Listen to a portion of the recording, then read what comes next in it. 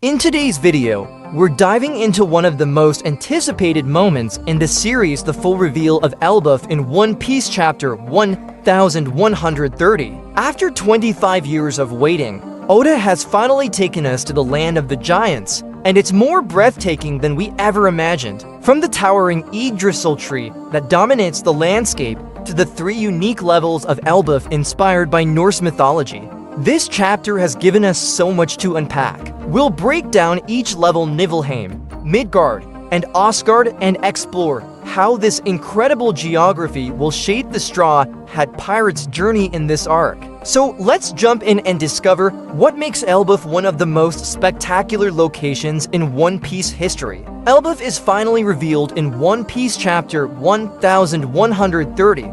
Warland Elbaf was fully unveiled by Oda. The giant tree Yggdrasil towers over it. One Piece chapter 1130 introduced fans to Elbaf's design. Technically, Elbaf did not make its One Piece debut with chapter 1130. Fans got their first view of Elbaf in the Whole Cake Island arc, notably during Big Mom's flashback. This reminiscence transported fans back to Elbaf's childhood years. Oda presented a village on Elbaf to the fans, but he made sure to keep larger areas of the country in silhouette while also not revealing key facts about the terrain. The only thing fans learned from Big Mom's flashback was that the giants resided in a village in Elbaf, which also housed the country's two elders, Jarul and Jarul. Elbaf appeared again throughout the story, notably in the final saga as Kid approached its shores. Shanks and his buddies sank the entire ship. Once again, fans only got a peek of Elbaf's true appearance, and Oda immediately moved on from this location.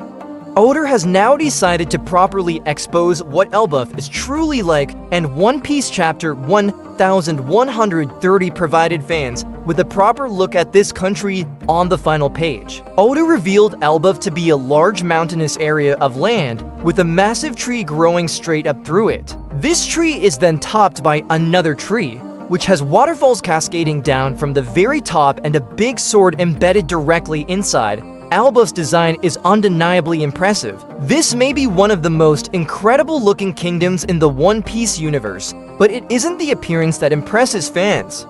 The topography of Elbaf plays a significant role in how this arc will be organized, and fans are eager to see more of it. The giant tree of Elbaf, the Yggdrasil, a massive tree, shapes the entire Elbaf.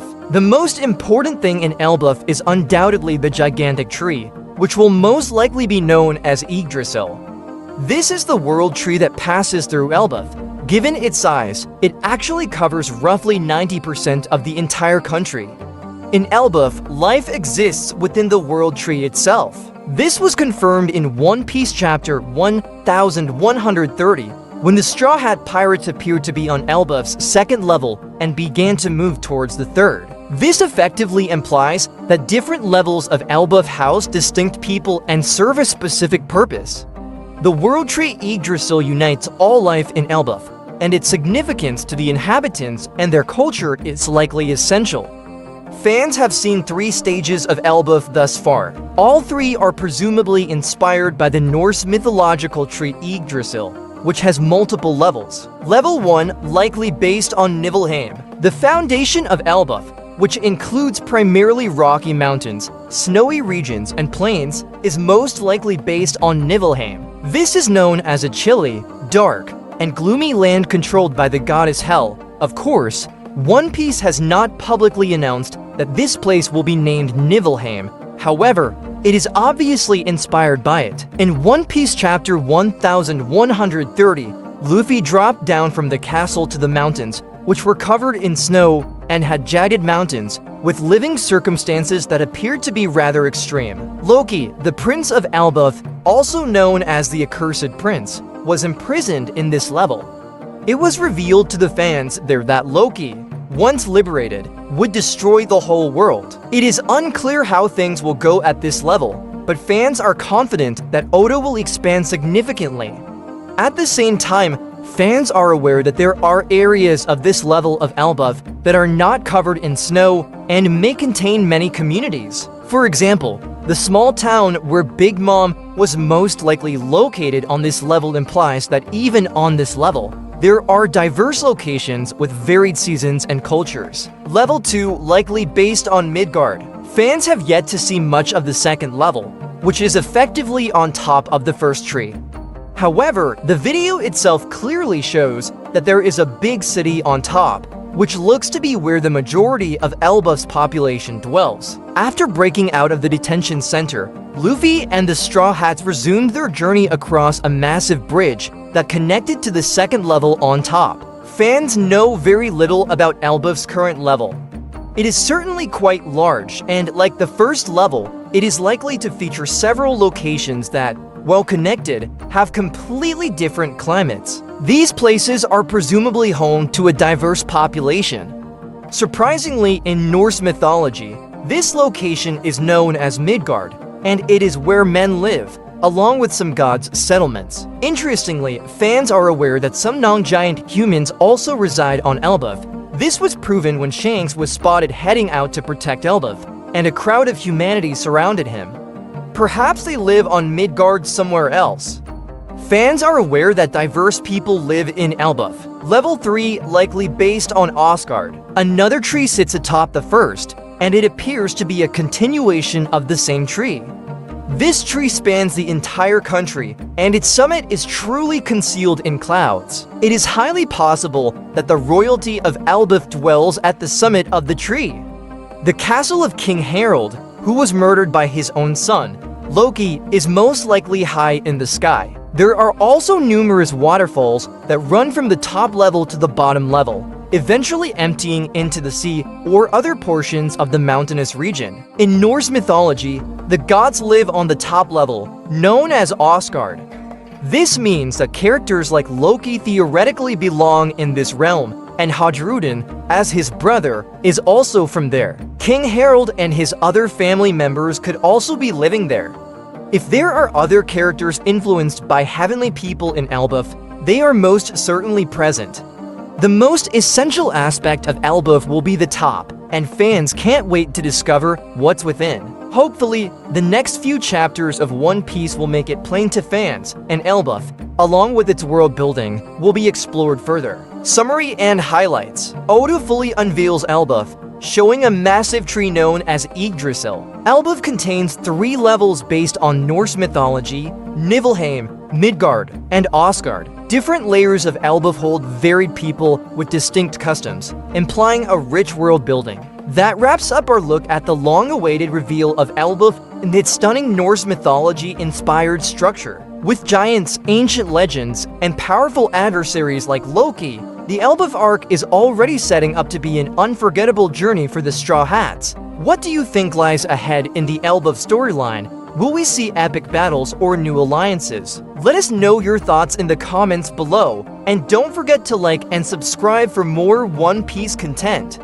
Thanks for watching, and we'll see you next time as we continue our journey through the Grand Line. Thank you very much for visiting the Mugiwara Review YouTube channel. Buddy, we hope you enjoy our review analysis. Don't forget to subscribe and continue joining us on our joyful journey in the world of anime. If you have any wishes, question, or suggestions for our next videos, feel free to express your thoughts on the comments below. Thank you very much for your support, and until we meet again, see you next time, buddy. What is One Piece anime? One Piece is a manga and anime story about a young boy named Monkey D. Luffy who wants to be the king of the pirates in the world. As a child, he eats a devil fruit, a strange plant that makes him able to stretch like rubber. Before the show starts, Luffy goes out into the world for the first time and starts to gather a group of pirates. The main group grows over time, but it starts with Luffy, Nami the Navigator, and a swordsman named Roronoa Zoro. At some point, Luffy and his friends are known as the Straw Hat Pirates, and they go on many exciting adventures across the ocean. One Piece is a lot of fun because it's silly. Luffy goes from island to island around the world in the series. Each island has its own setting and theme. It's a pretty fantastical world full of animals that look like people, live skeletons, and other delightfully strange things. Within moments, the group is in a winter scene, and the next they are on a tropical island full of giants. The show is full of silly and bright details. For example, Zoro holds a sword in his mouth, a scary military boss wears a cute bulldog hat, and people don't use phones to talk to each other. Instead, they use special transponder snails that can send and receive messages. Luffy is a carefree person who just wants to eat a tasty meal and laugh at bad jokes. Even though there are some funny parts in the series, a lot of One Piece is about freedom. During his travels, Luffy often takes up guns to help his friends and encourages others to do the same against pirates and government-backed military occupations. The characters in Luffy and his crew get stronger with each fight, which is typical for shonen manga. A lot of the story is about how Luffy beats a problem that seemed impossible to solve and finds some kind of secret power. After each fight, Luffy and his team get stronger and move closer to his main goal, which is to find the One Piece. Why is it called One Piece? The first part of both the manga and the anime shows that Pirate King Goldie Roger telling the truth about the mythical wealth called the One Piece. One Piece is the name of the show because Luffy wants to find the One Piece and become the next Pirate King. One of Luffy's main goals in this show is mentioned in the show's title. What is the One Piece? The answer to this question is still one of the biggest secrets in the series. It's been more than 1,000 episodes, and we still don't know what One Piece is. We know that the One Piece is the name of the treasure that Goldie Roger collected on his travels because of details in the manga. We still don't know a lot about the treasure, though. There are a lot of ideas from fans about what the One Piece is, but we still don't know what it is, or even if it's real. The One Piece could just be the friends Luffy makes along the way.